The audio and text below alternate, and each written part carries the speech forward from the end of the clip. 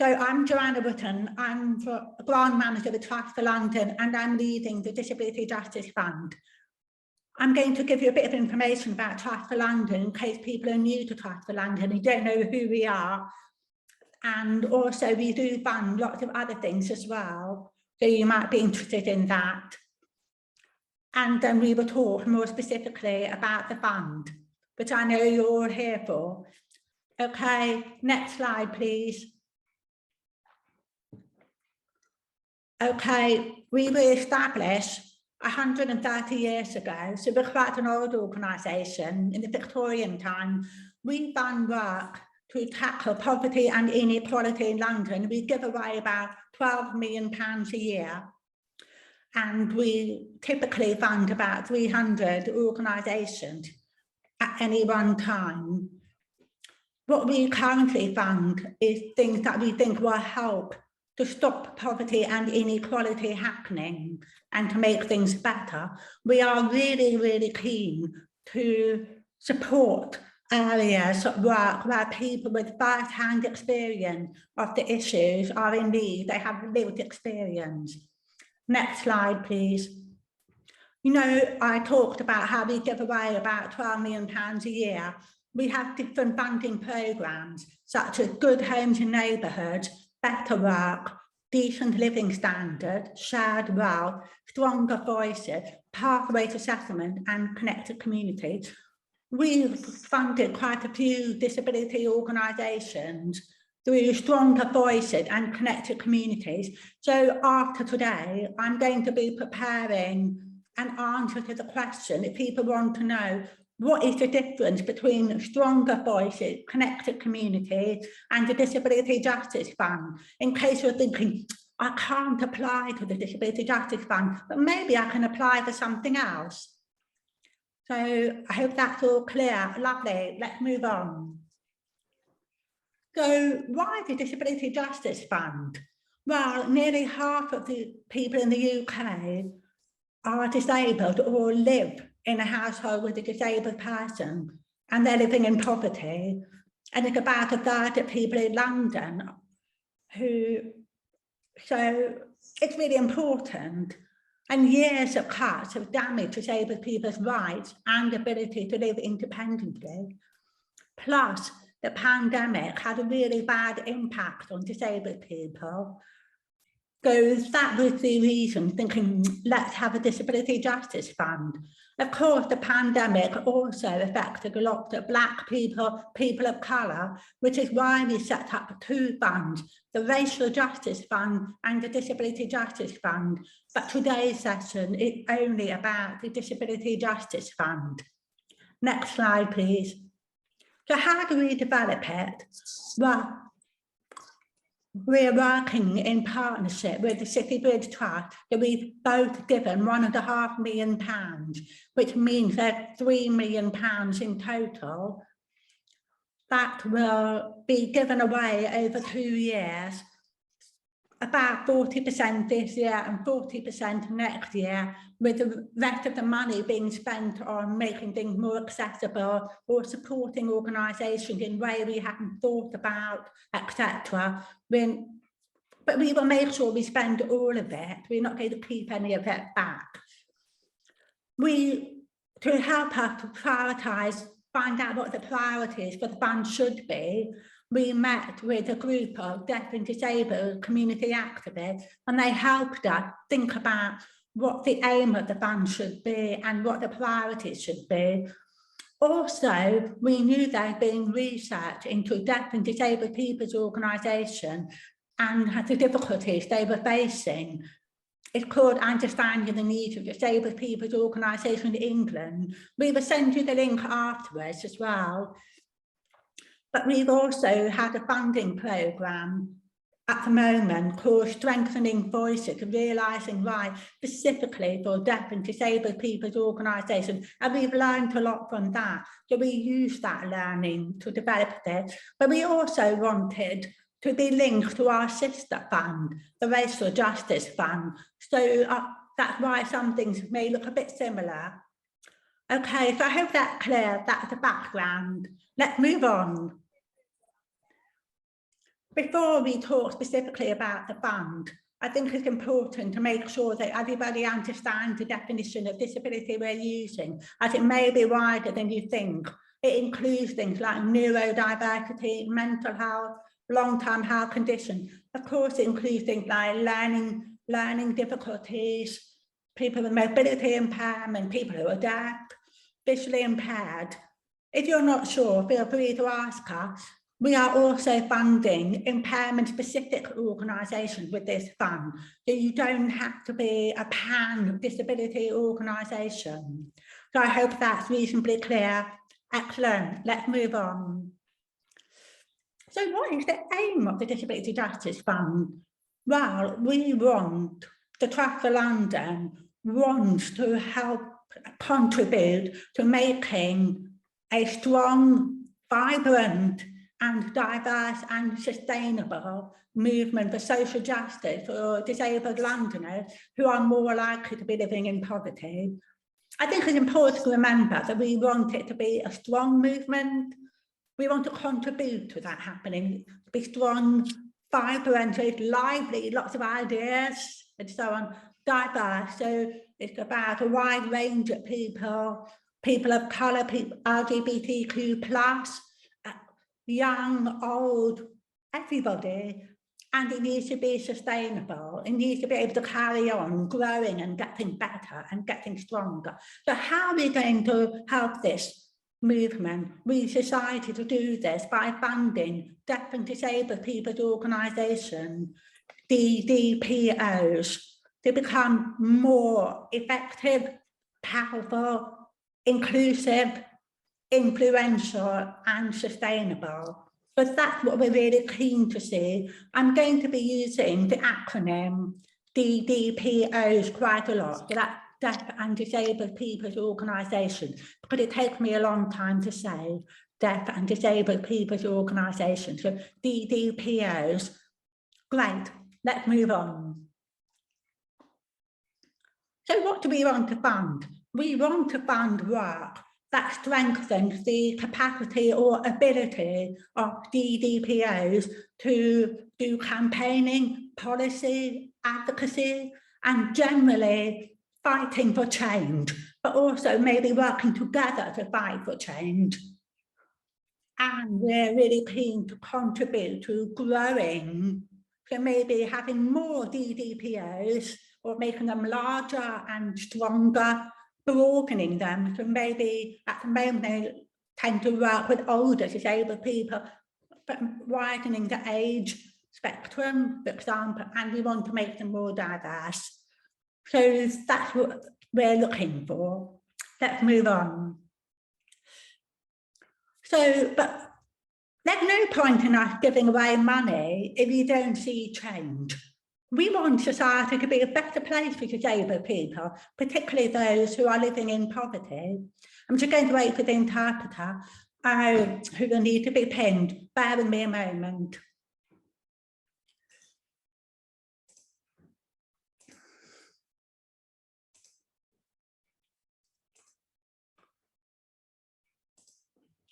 Okay, right, I've just pinned Nikki, so we're good to go. Okay, so the changes we want to see are that DDPOs better reflect their community. So think about which borough you're in. Do you reflect your local population, or are there gaps? And we want you to be more able to build disabled people's ability to be active campaigners and so on, and feeling more confident in fighting for change. So we want them to be more effective in campaigning and facilitating deaf people and disabled people's rights, inclusion and justice. We're also keen to see DDPOs working together more. Perhaps you will collaborate on a project or a campaign, so that would be great. We also want to see more leadership by people who may not be in leadership positions or their voices are not heard. We're not talking just about chief executives, we're talking about just having different people's voices mattering and being spoken out, but it's also about groups of people working together on leading on an issue.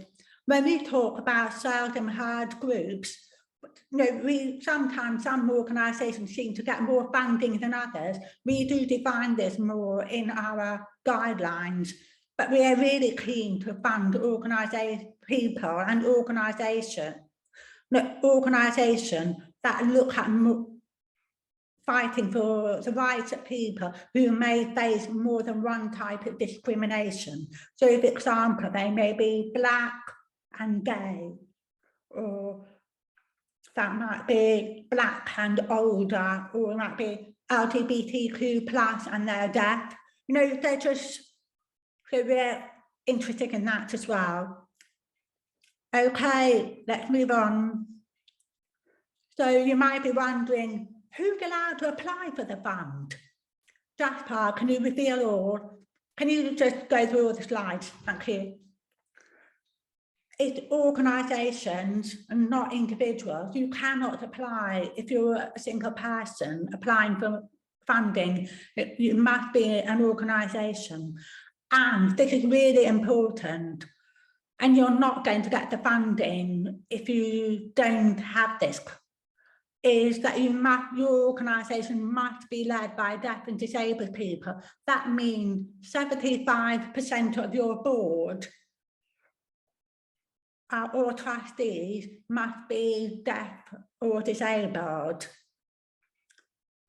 The same goes for if you have any paid staff, 50% or more must be disabled. If you don't fulfill that criteria, you cannot apply for funding yourself. It might be that you might be part of a partnership application. That's a separate thing. I'm focusing on people organisations that can apply for funding, which are eligible to apply for funding. You need to have at least 3 trustees or directors. The work must take place in London or benefit deaf and disabled Londoners, because we are Trust for London. The organisation needs to have a written constitution. If you're a small group and you haven't got a constitution, but you think, I'd like some money to help it to get better, you could either work with an organisation that does have a constitution. They could apply for funding and pass it on to you, or you might be part of a wider partnership application. So the lead organisation will have a constitution, and then they can give groups that don't have funding money. So feel free to ask questions if you're in that position. You're able to have a meeting with me afterwards or whatever. Okay, great, let's move on. And if you are applying for core funding. I put my hand up to ask a question. Yes, sorry, I didn't see you. I can only see me and the interpreter. So go ahead, ask a question. Can you hear me okay? Yeah, I can see the interpreter and see the captions. Yeah, that's fine. Oh, okay. Well, I wanted to ask whether a DDPO which meets your criteria, who is already receiving funding from a different source, can apply to expand our services to fund a project for older disabled people. Yes, I mean, of course, you can already have funding for lots of other things. That's great. And in fact, on your application form, you will be asked to tell us if you've already got funding for things. And you're very welcome to apply for a project to deal. Yeah. So, I mean, our funding is also from Trust for London. That's fine. You can already be receiving money from Trust for London. Okay. Thank you. Okay, Ali's raised her hand. Ali? So I just wanted a little bit more clarification on the point where it says it has to be led by deaf and disabled people, 75% trustees, 50% staff. We have a high level of a high percentage of supported staff, so learning disabled supported staff team, but we don't have such a high percentage on the board. Do you have to have both to make this application? Yes, for this application you do. What you have, it might be that you could work in partnership with another organisation that fulfills that criteria, and they work with you to make, but it will be up to the organisation that fulfills the criteria as to whether they want to work in partnership with you or not, of course. Okay, thank you very much for that. Thank you. Okay, Elizabeth? Yeah, sorry, I've got a quick question. My question is similar to the lady who just asked about led by the deaf and, hang on, I need my dyslexia glasses, 1 minute. Led by the deaf and community. See, I can't even read that. 1 minute, it'll make sense in a second. I think it says led by deaf and disabled people, 75%. So for HY dyslexia, I think my question is, would you class dyslexia as a disability? Yes. So as long as you're 75% of your trustees have dyslexia? Yes, I would say, hang on, do they? Or they can have a different disability. We can talk about this afterwards, but it can be it can be a specific impairment, such as dyslexia. Or specific learning difficulties, I guess, isn't it? Like your ADHD and dyspraxia and all that. Okay, that's fine. Because otherwise we don't have anybody on our board who's deaf, who's from the deaf community. They don't. Yeah, we don't have that. You don't have to have somebody deaf. You can just, if your group is for people with dyslexia, it makes sense that the people on your board today to be neurodiverse. Yeah. Mm-hmm. Yeah, but we, great stuff. Thank you so much. Yeah, thank you for that. Mm-hmm. Great, thank you. Lots of great questions. Brilliant. Okay, let's move on for the moment. I want to make it clear about what we will not fund. We will not fund service delivery work. So you can't apply for money to deliver a service. Hold on a minute, I've got to do the interpreter pinning.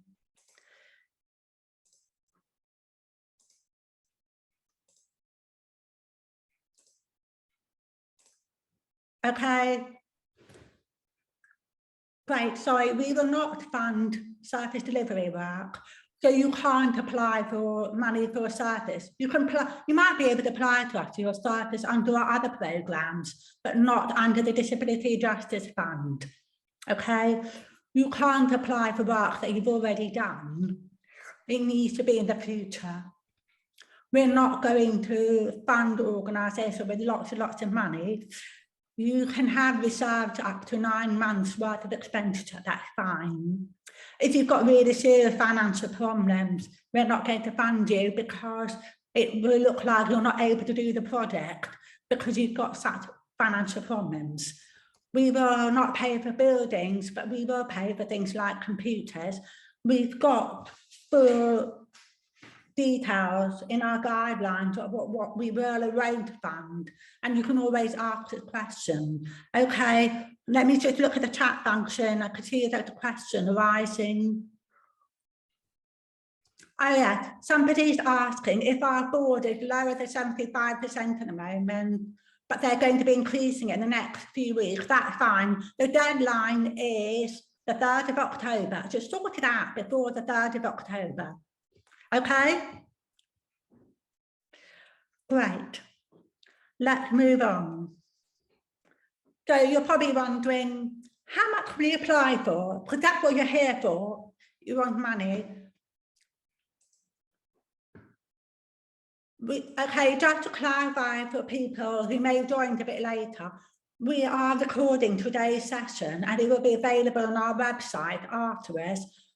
The bit that will be available is during the presentation. The Q&A session at the very end will not be uploaded to our website, simply because some people may want to turn on their camera and not everybody likes being online, okay? And we will also be sending the slide to everybody after the session. So that's good. Lovely. So, okay, smaller grants. This is really for a smaller organisation who might be just thinking about becoming a group. Perhaps you met through social media and thinking about the next step. You can apply for up to £15,000. Larger grant can ask for more than £15,000. In theory, there's no cap on how much you can apply for, but realistically, we're probably not going to fund more than £120,000 over 3 years. Although there's a very complex partnership application, do feel free to talk to us about it. But remember, although we've got £3 million, we're going to be splitting that over 2 years. We haven't got huge amounts of money. It's a shame, isn't it? So thank you. Let's move on. I thought it might be useful if we looked at about how we decide who to fund. But before we do that, I want to check, is everybody okay? Do you want a short break, or are you okay to carry on?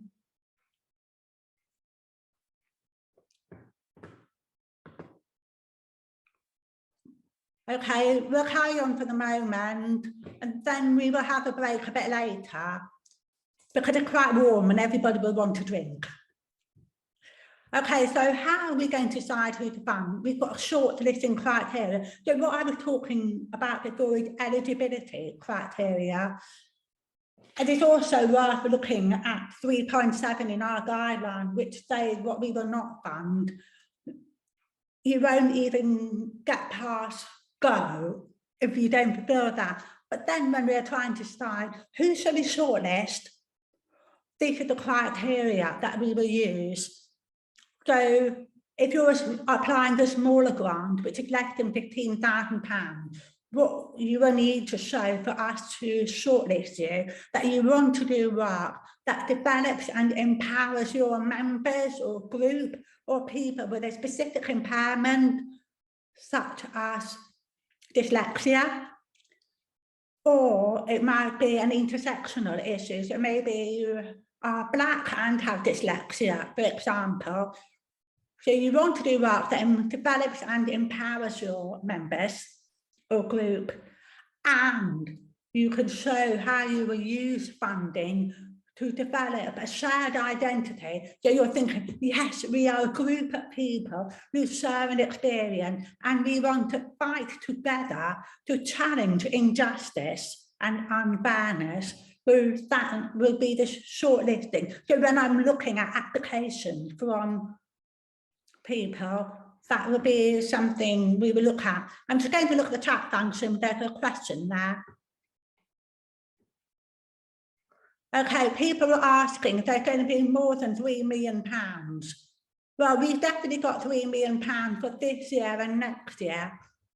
Of course, it would be great if we could carry on, but I can't promise that at this point in time. But if any of you know any rich people who want to add some money to the pot, that would be fab. Okay, let's move on to the criteria. If we get a lot of applications for smaller grants, we are going to prioritise groups of deaf and disabled people that experience more than one type of discrimination. For example, disabled Black people or deaf LGBTQ+ people. Okay. Lovely, let's move on. Larger grants, so that's more than £15,000. You want more than £15,000. Your DDPO or group of DDPO, because several of you might decide to work in partnership together, you will need to be clear about what you want to achieve for you, okay? And you've got to have a really clear idea of the change you want to achieve by the end of the funding period. So you know where you'll be starting and you know where you want to finish. And you can show that the ethos underneath the social model of disability or cultural model of deafness will be reflected in your work. the definition, we've shared the definition that social model, particularly the Carter model of deafness, in our guidance, if you're not familiar with it. But essentially, it's a bit like nothing without us, about us. No, disabled people decide, deaf people decide, and so forth. And it's about removing barriers in the world. It's important that you show you are able to manage the grant, that you have systems in place so you are able to look after the money and spend it appropriately. You don't have to give us all that information in your application, because if you're shortlisted, it looks like you will be able to do it. I will be able to ask you more questions when we have a discussion, because I will be meeting all the organisations that are shortlisted. Okay, let's move on. Previous slide, please. If we have loads of application, we will be prioritising areas of London that haven't had as much funding from Trust for London, or DDPOs that haven't had funding. Sorry, there's a question in the chat which is distracting me. I'll come back to that in a minute.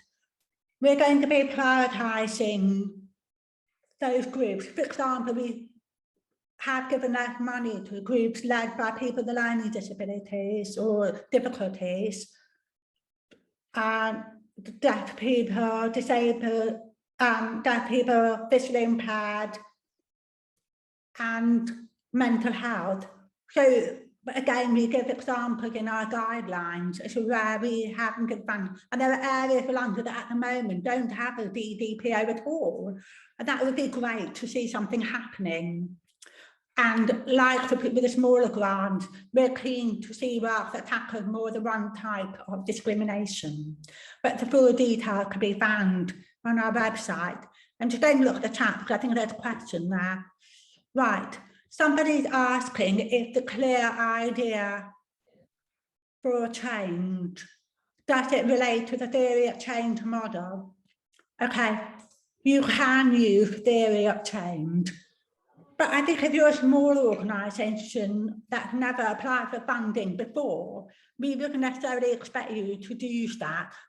What we do expect you to explain is what you're hoping to achieve as a result of the grant. I'm going to be talking a bit more about what we're going to be looking for in the rest of the presentation, so I'm hoping it will become clearer. And I think there's another question in the chat. Yeah, okay. Somebody is saying that it feels like organisations that are led by non-disabled people don't have a chance. You're right. With the Disability Justice Fund, we are prioritising giving funding to organisations led by deaf and disabled people. That's partly because of research which shows that they have really struggled to get funding. So we want to make up that balance. But it might be that you could apply for funding from our other programmes, such as Connected Communities and Stronger Voices, and there are also, of course, other funders out there. But the criteria for this specific fund is that you do need to be an organisation that is led by disabled people. Okay, let's move on. I'm going to now give examples of what we will fund. I think this might be a good time to have a quick break so everybody can grab a drink and breathe a little, and we will come back in 5 minutes. So at the moment it's 12 minutes past 3, and so I want to come back at 17 minutes past 3. So I look forward to seeing you then.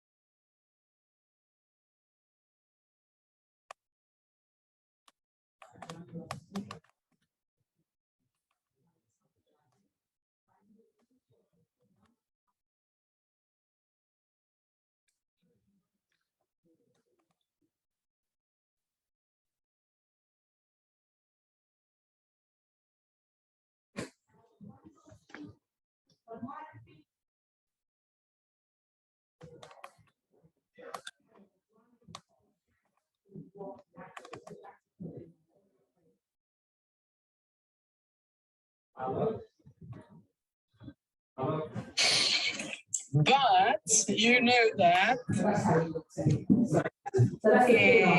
it doesn't apply for every man.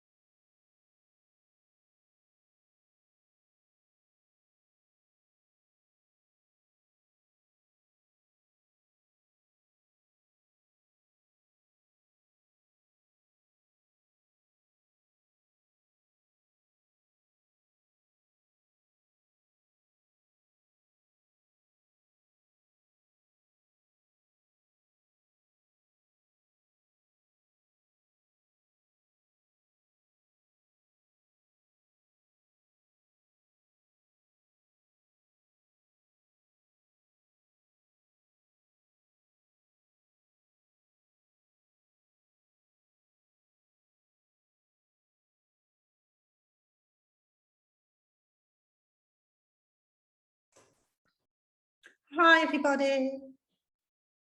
Are you ready? Hello. Building up excitement, aren't we? Okay, so we're going to be talking about examples of what we're happy to fund. I'm just going to ask Jasper to share the slides again.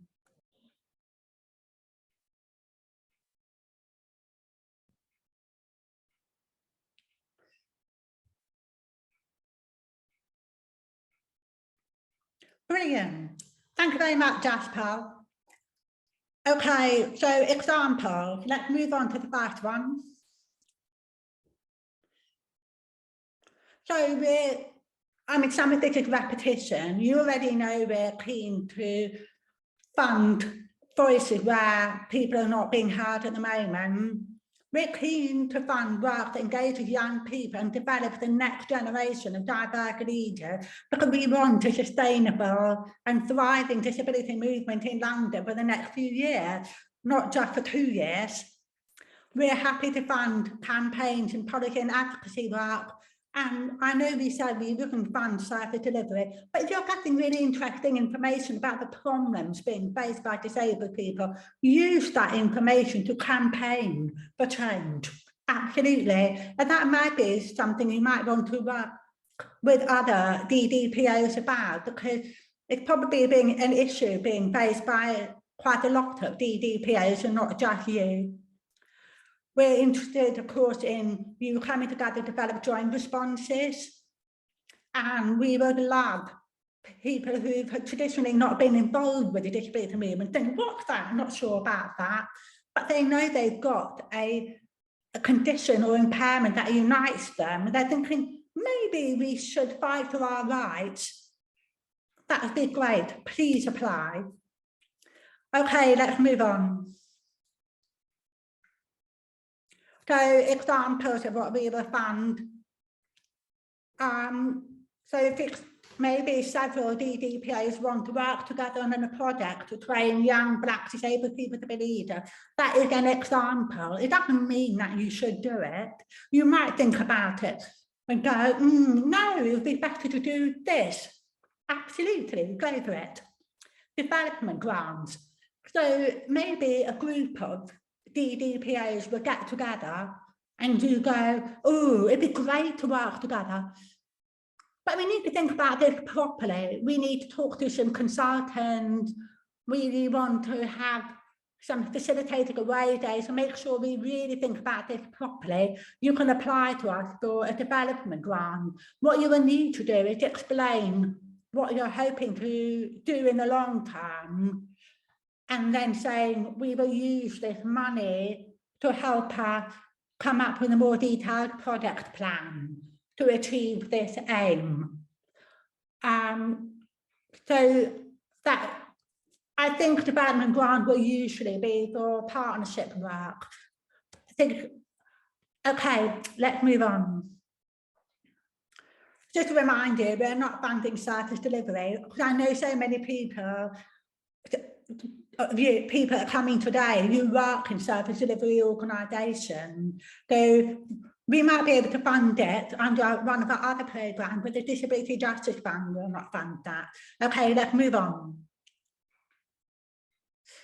Right, in your application, I think it can be quite confusing thinking about what do I say in the application, what do I prioritise, because when you download the full application form from our website, you will be given some suggestions of what you should include. They are just suggestions, but what I am telling you, what I think you do need to make really clear is the aim of your project and how you think you will achieve it.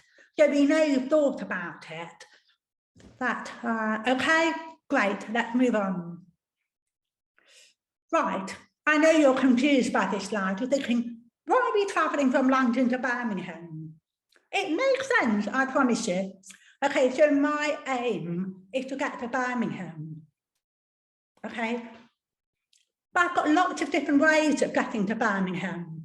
I can take the train, drive, walk, cycle, hop, skip or jump. Okay, so my aim of getting to Birmingham stays the same. But maybe when I apply for funding to travel from London to Birmingham, I think I'm going to take the train. But there's a train strike. So I have to think differently and go, you know what? I'm going to turn this into a challenge and hop, skip or jump all the way to Birmingham. So when you apply for funding, when you get your grant, we would expect you to stick to your overall aim.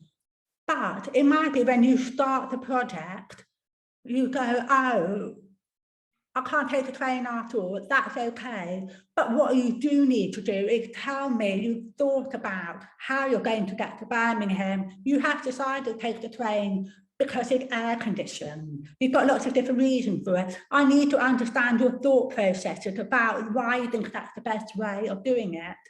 Okay, so let's move on to a proper project.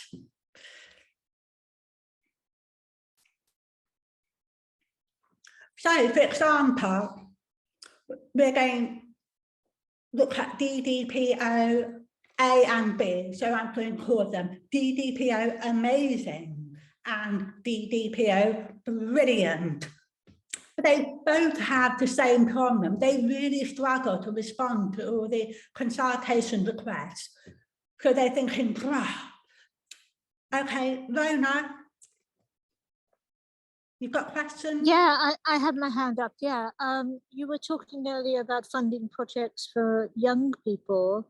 The two things that myself and my CEO were discussing for the potential of applying for this, one of them was cost of living, self-managed cost of living crisis line for people over 50 in Bromley who are also disabled, so older people who are disabled. The other thing we were talking about was some sort of support program for people either living with long COVID or people who are immunocompromised, who may or may not be affected by traveling in London with the ULA regulations. So I think one of them is sort of for all ages and one of them is specifically for older people. So are you only funding projects that are specifically to benefit young people? No, you can apply for projects for any age group. It's great that you're thinking about older people as well. What you also need to think about, are you campaigning for train, or are you providing a service, providing a telephone advice service for older people? No, it wouldn't be a telephone advice service, it would be a campaigning group. Sorry, I didn't actually explain that correct. It would be like a crisis support centre, but it would also be a forum to campaign and to feed into Bromley Council decisions by feeding in questions that we every 3 months we sit on Bromley Council and we feed questions into service providers and commissioners. So it wouldn't just be a crisis support group, it would be a campaigning group as well. Sorry, I wasn't clear there. Okay. I think if you are empowering and enabling older people to give feedback to commissioners, that would be great. Brilliant, thank you. Okay, great. Just to clarify for everybody today, you're very welcome to book to have a conversation with me directly about any projects you're thinking about applying for funding for, so that if you're not quite sure, you can do that. We will send you the link for booking conversation with me after today's session. The other thing is, of course, you can talk to Inclusion London, because maybe you want to work with other DDPOs together. I know Tracy's going to be talking more later, but you could think, oh, you know what, maybe we should work together, and there's an opportunity for you to develop your ideas further. Okay, fantastic. Great, so a previous slide, please, Jasper. No. You just pin me, please, Joanne. It's on the interview. Can you go back, please? Okay, thank you. Okay, good. So they both have the same problem. DDPO Amazing and DDPO, hold on a minute, I've got to do the pin swap.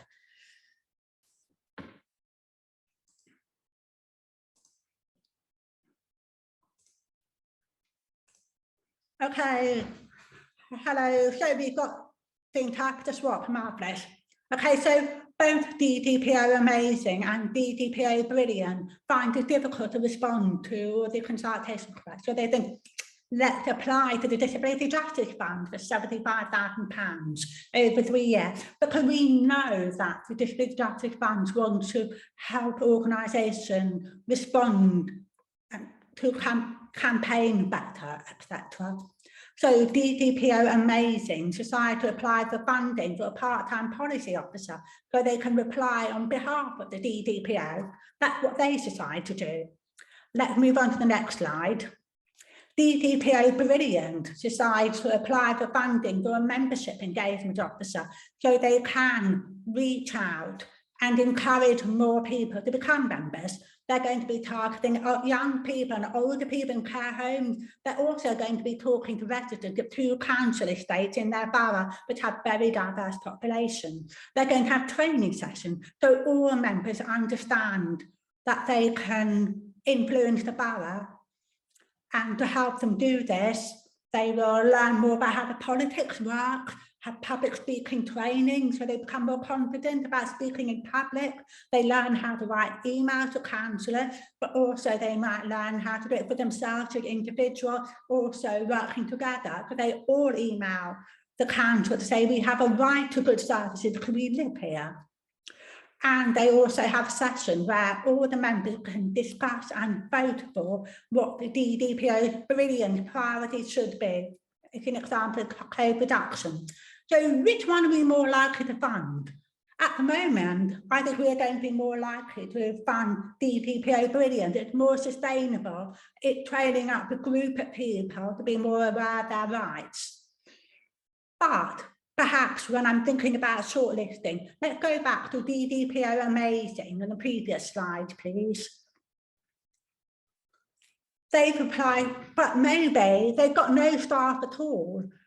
And they're in a part of London, there isn't a DDPO, so the trustees have been doing it, or so in a way the trustees will like, oh, let that policy officer. But maybe be thinking, I need to have a conversation with them and find out more. So probably DDPO Brilliant is a better example, but that does not mean DDPO Amazing may definitely not get funding, but if DDPO Amazing is quite. So I'm just giving you an illustration of what might happen in the thinking process. Okay, let's move on. Okay, let's move on. Okay, an example of a smaller grant. So if you're thinking of applying for up to £15,000, maybe you're a group of Black women who have mental health issues and you're living in a specific London borough, you've been informally supporting each other and you've just become a charity. And you hear about the Disability Justice Fund, you also go to a roundtable with Inclusion London. They think, you know what, we're not going to respond to a national issue or national campaign. We're going to focus on fighting for change in our local borough. They decide they're going to work with another local mental health organisation so they can work together to fight for these better services. But they're thinking, to help us do this better, we want funding. So all the trustees, because they don't have any staff, they can have training to learn more about the social model of disability from Inclusion London, so they understand where they are in relation to the social model of disability, because how to run a charity, because they've just become a charity, and in order for them to flourish, they need to know what to do. And they also think we need to learn more about campaigning. So let's go to campaigning training with a Black-led organisation and campaign and training by a disability trainer to learn more about disability rights campaigning. So we might give funding for that. These are just examples. And you will, I'm sure, all have brilliant ideas about other projects that I haven't even thought of. Okay, great, let's move on. So let's think about the application process. Read our guidelines. Can you move back, please? Speak to a grants manager. You can speak to me or Alec about your potential application. I would strongly recommend that you think about talking with Inclusion London about developing a wider partnership, because we are keen to see the growth of the disability movement in London, and sometimes that is about working together to achieve that. Obviously, do the application. The deadline is 3rd of October, and you will either be rejected or shortlisted.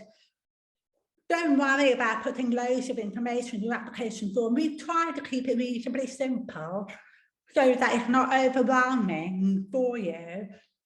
You can give me more information when I come and visit, and I will ask you if I'm not clear about something. Now we'll probably ask about who your trustees are, etc. You don't need to give me that in the application. But then obviously we will make a decision. Who decides? I don't decide who gets money or not. I may my job is to find out as much information as possible to help the people making the decision to make good decisions. So, for example, we are going to be recruiting a group of deaf and disabled activists to review all the application. They will make a recommendation to Trust for London, who are the senior management team, who will make the final decision. This is to do with how the constitution of Trust for London, only certain people are allowed to make the final decision about giving away the money. But I am asking Alex, who is on the senior management team, will be coming to the meeting and listening, he's not speaking, at the meeting with the deaf and disabled people who will be making the decision. I will give them information as well, and they might ask me to clarify something, and I will do that for them, but they will be making a recommendation. Then Alex, because he's been at that meeting, will be able to share that with his fellow members of the senior management team. Okay, I hope that's clear. Great, let's move on. The application form is online. If you have any specific access requirement, let us know, but otherwise, if you can complete it online, it would be helpful because it feeds into our database. If you find written English difficult, you can choose to answer some questions using a video instead. So this is what I'm going to call the waffle question. You can use a video. We've got video application guidelines on our website, and you can contact us if you're not sure. When you complete the eligibility quiz, you will be able to choose which application form you want, okay? So when you complete the quiz, you will be then emailed up, get a link, who will send you the link to the application form. Then you'll also be able to download a full Word version of the application form to work with. Because at the moment, if you haven't done that, you've got a summary version of the key questions. They don't have every single box in there, because otherwise it becomes longer. Okay, good. Let's move on. So, as a reminder of the timelines, so obviously today, we launched the band last week. Today is an online information session. You can also book to meet with me or Alex or another grant manager to talk through your potential application. You can book that online. I think Alex will probably share a link in the chat function for you. I would really encourage you to attend an Inclusion London roundtable to talk about what you might apply for. The deadline is 3rd of October, okay? And then you will find out later in October you've been shortlisted, and in December whether your application has been successful. And good luck. Okay, next year, 2023, we will have another round of grant application. So the deadline for that is the 4th of July, 2023. So you can apply for the first time next year if you want to, or you didn't get a grant in 2022, we will give feedback to everybody who applied, and you can think, let's think again, I know, let's apply for this. You can reapply. Also, organisations that have got a development grant to develop, they're thinking about a project, will come back in July. That means you've got about 6 months to really think about it, because we will tell you in December if you've got the funding. You'll probably meet for the first time in January, and then you've got 6 months to really go, we know what we want to do and exactly what we want to do, and we know the change we want to achieve. Then you apply for a full project. For development grant, we're not expecting to give away more than £20,000, probably less, okay? Lovely, let's move on. Just a reminder quickly, we don't just give away grants. We also do social investment. So if you are thinking about generating income, you're thinking of developing a service that might make money, you want us to invest in that, you can do that. You can come to that, ask about that at any time. We've got more information on our website. Next slide, please. The other thing is, is when I'm doing the assessment for whether the shortlisting assessment, meeting with organisations, be like, oh, maybe you will find it really useful to learn more about how to manage money. We can pay for you to get expert advice on that to help you do that, so you're able to manage your grant better. Everybody will get access to free training about how to evaluate their project. It may be that, for example, 7 DDPOs are all going to focus on campaigning on a particular issue. It might be a good idea for all of you to meet each other and learn from each other. So we would pay for an action learning set, but it depends what applications are made, whether you get specific support. You don't have to apply for that. We would give you that extra support. Okay, I think you probably all had enough of listening to me, because I have been talking a lot. And so it's now time for Tracy to tell you about what Inclusion London can do to support you develop a brilliant application. So it's goodbye from me and hello from Tracy. Thanks, Joanna. I will try and keep it brief because I know there is a lot of information to digest. As Joanna said, my name is Tracy Lazard and I'm the CEO of Inclusion London. We are a disability equality organisation that's run by and for deaf and disabled people. And we do 2 main things. We do lots of policy, voice and campaigning on disability equality issues. And we also provide a range of advice, training and support to DDPOs in London. And we work with approximately 70 DDPOs. And I know quite a few of you in the room, but not all of you, which is really, really exciting.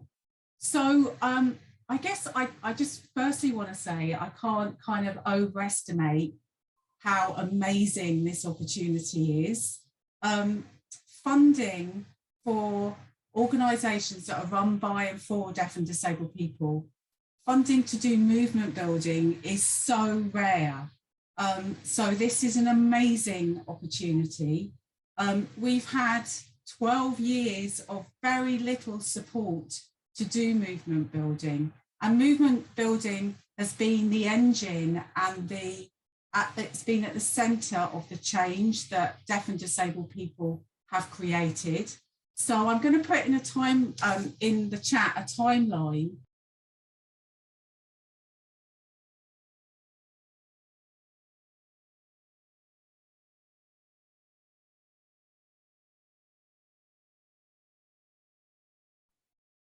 Sorry, Tracy, we've lost your sound. We can't hear you. Sorry, I don't know how. When did you stop hearing me? Just after you said timeline. Okay, great. So this is actually a response to the person in the chat was saying, isn't this a form of discrimination to kind of to prioritise organisations that are run by and for deaf and disabled people? It most definitely isn't. In the disability space, most money goes to disability charities that aren't run by and for disabled people. And when you look at the history of the change that deaf and disabled people have brought about, it is our own self-organisation that's achieved that change. All the big traditional charities have been around for a long time and they haven't created the change that we have. So this is an amazing opportunity to kind of reinvigorate and restart the movement building that I know we all want to do. However, I think, as Joanna has said, this is quite complex. What is movement building as opposed to service delivery? What does movement building look like in 2022? We haven't had a chance. I'm going to take Elizabeth questions at the end. So if you can just hold on to your question, that will be great. So we haven't really had a chance to think through what does movement building mean to my organisation, our group, or us as a sector and a movement. So basically what we're doing alongside Trust for London is providing some kind of independent space for you to think through some of those questions. We're offering some different types of support. So firstly, we are offering a chance for DDPOs to come together at 3 online roundtable events to really explore what movement building means, both for you as individual groups and organisations, but also potentially, you know, are there partnership projects? Are there themes and issues that more than one DPO wants to tackle? So I'm hoping that those roundtable events might help identify possible partnership applications as well. And we've got dates here: Tuesday the 26th of July, Wednesday the 3rd of August, Friday the 12th of August. That's when we're going to be holding those events.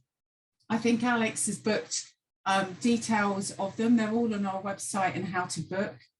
Wednesday the 3rd of August and Friday the 12th of August both have BSL interpreters present. And Friday the 12th of August is a ring-fenced roundtable for intersectional DDPOs. And what do I mean by that? I know there's a lot of jargon here. What we mean are deaf and disabled people's organisations that meet the criteria that Joanna was talking about, but are run by and for disabled people who also experience intersectional discrimination and compounded discrimination. So, for example, Black disabled people, disabled people from the LGBTQI community, disabled women. So we're very interested in working with groups that are run by and for disabled people who have that intersectional experience. Friday the 12th of August is going to be ring-fenced to explore movement building for those DPOs. So that's not the only thing we're offering. We are also offering some one-to-one advice. We've got limited capacity, so we've got we can provide one-to-one advice to probably about 10 organisations. So getting there quickly, I think we'll have to operate for most of those spaces a first come, first serve, and we can provide like 3 hours of support each. And finally, we're also going to be offering some support to work with DPOs that are interested in exploring developing a partnership proposal.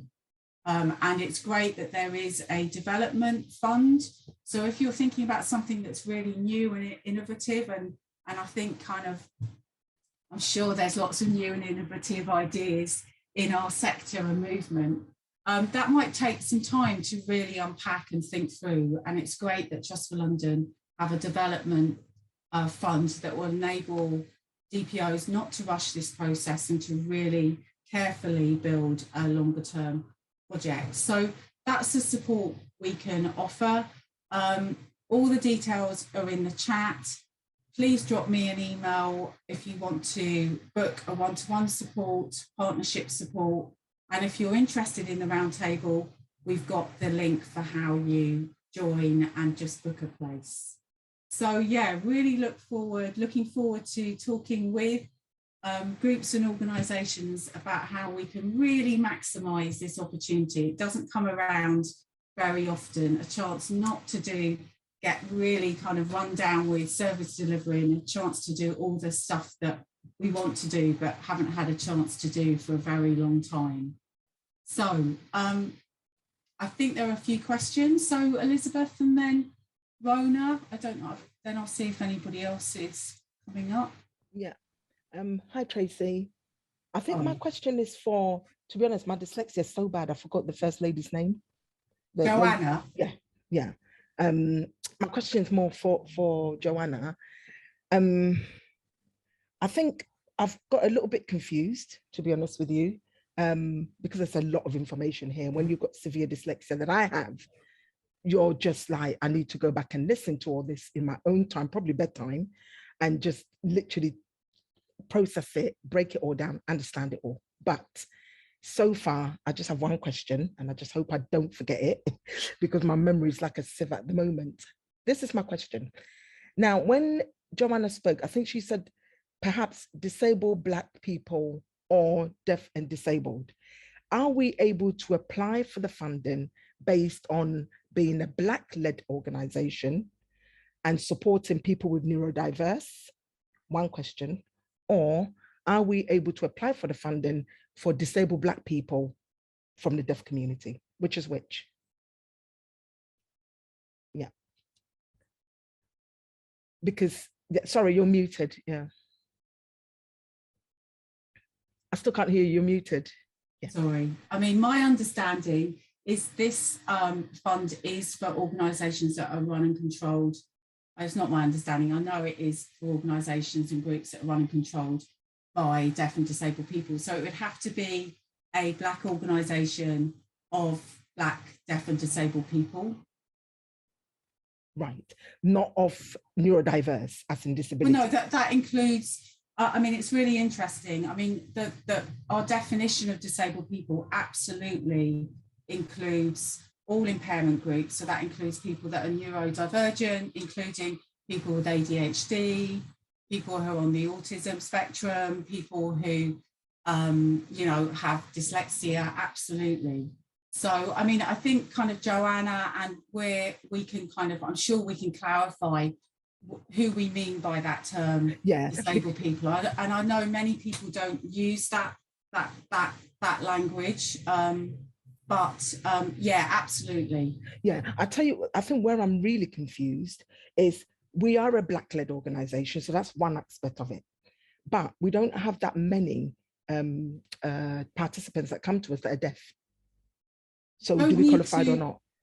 Elizabeth, I know it's quite confusing. You don't need to have, when we say deaf and disabled people, we're saying you can have any, as long as you're representing deaf or disabled people or both, it's fine. But you have the really important thing is that this is about groups and organisations owning their organisations, having control and choice over their group and their organisations. It's about our community's own self-organising. Yes. So it's everybody that's going to be funded has to kind of be a deaf or disabled led group or organisation that meets that criteria. Yeah. But what the definition of who is deaf and who is disabled is very wide, and I'm sure we will produce an FAQ to clarify those questions. Yeah, and just one last question very quickly, and I'll let someone else have a go.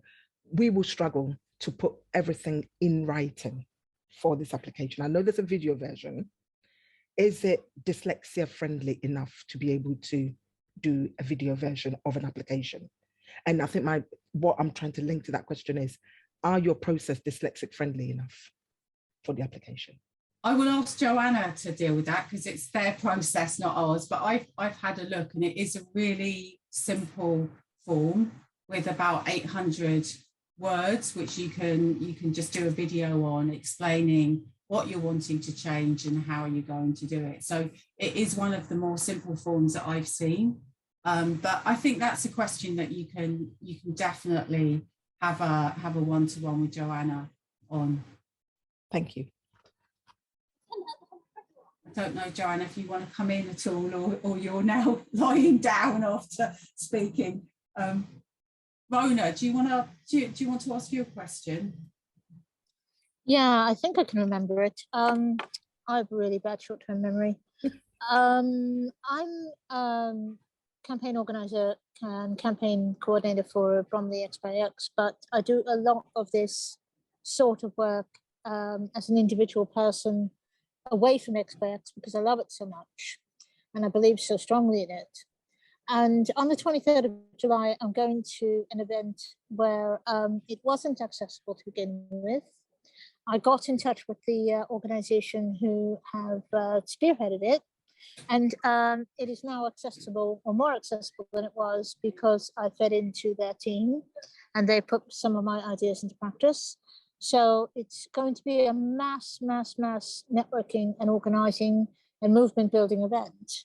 I think I'm probably going to be one of the few disabled people taking part, and I'm not going there representing X by X, I'm going there completely as an individual. So my question is actually with regard to, say a few months down the line, we've applied successfully, we've got the funding, and we've got a forum in place feeding into our local borough council questions to try to create some positive changes for older people or for people with long COVID, depending on which idea we decide to go with. And we've actually sort of made some positive changes to either the policy for people with long COVID within the GLA, or policies for older people in with regard to the cost of living support in the borough of Bromley. Say, for example, I've done a fair bit of networking within this movement building thing that I'm going to, and there's a lot of organisations that are not DDPOs, but they want to show allyship, they want to show support, solidarity, whatever. Would it be a contradiction or a violation of the terms of the grant if we were to offer allyship to non-disabled organisations, not giving them the voice to propose questions to the council, or the voice to be able to, you know, not giving them that power, but just giving them the power to kind of just support us, maybe like with an annual donation, or support us as allies, and I'm going to attend to the meeting. I'm going to come in, because that's actually a really, really detailed, specific question, and it's probably best answered if it can be out of here. So I would just encourage you to go and speak to Joanna about that, or come along to one of the round tables. I mean, obviously we all need allies, but this funding is absolutely about funding deaf and disabled people's organisations to do movement building. But yeah, I think kind of reaching out and linking up with other equality organisations or allies is a really interesting thing, and that's kind of one of the things we might end up talking about in our round tables. I'm really conscious of the time, so I'm going to move on to, apologies if I pronounced your name wrong. Is it Dinah Vallis? Dinalva. Dinalva. Sorry Yeah. about that. No problem at all. I always get that. I just wanted to find out, obviously, knowing more about the fund now, I see that it's fully for organizations that are led by disabled leaders. So I was just wondering, in terms of obviously the potential of a collaboration project between an organization that is non-disabled led and one that is disabled led, is that something that would be possible? I mean, again, that's probably a question for Trust for London, but I would be, you know, speaking, you know, not neutral. I think our organisations have a long history of being used. I think the word is bid candy, where we are told, yeah, we want to collaborate with you to get money, and then that doesn't happen. So I think, you know, we've got to be really, really clear that this is for DDPOs. If there is an ally organisation that wants to help in some way, that's great. I think you'd have to justify why money would be going to them and not the DDPO. Okay. But yeah, but I think I'm probably stepping out of my my remit here, and that's probably one to kind of talk through with Joanna, rather than. I mean, But the yeah, project I that we think- do have in mind is a project that we want to run as a form to bring inclusivity for the disabled community in our borough, only because we can see that that's, again, just much like the Trust for London can see that it's something that is underfunded.